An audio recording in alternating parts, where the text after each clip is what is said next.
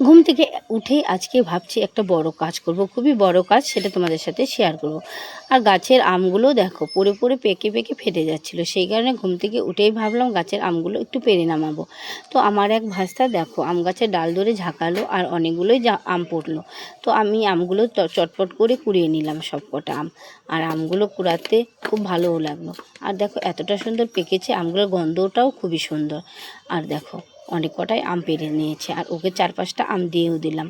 আর গাছে থাকলে আমগুলো পড়ে পড়ে ফেটে যায় আর পাখিতেও খেয়ে ফেলেছে, সেই কারণে আমগুলো পেড়ে নিলাম।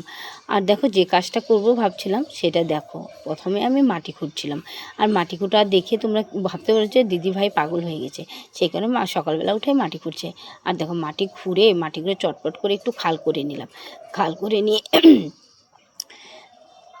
কি করব ভাবতে বলছো তো তোমরা, যে এখানে মাটি খুঁড়ে দিদিভাই কি করবে। আর দেখো মাটি খুঁড়ে আমি বসিয়ে দিলাম চটপট করে কড়াইটা। এই দেখো কড়াইটা বসিয়ে দিয়ে কড়াইয়ের মধ্যে খানিকগুলো বালু দিয়ে দিলাম, তারপর একটু ছাপ দিয়ে দিলাম, দিয়ে কাঁচা আমের পাতাগুলো দিয়ে দিলাম, দিয়ে আমার পায়ের সাহায্যে কড়াইটাকে ভালো করে খসখস খসখস করে ডলে নিলাম।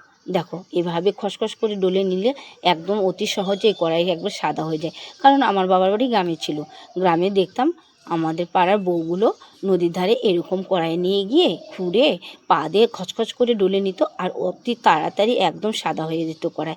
তোমরা একটু দেখোই না কেন, আমার তোমাদের বিশ্বাস যদি না হয় একবার দেখে নাও।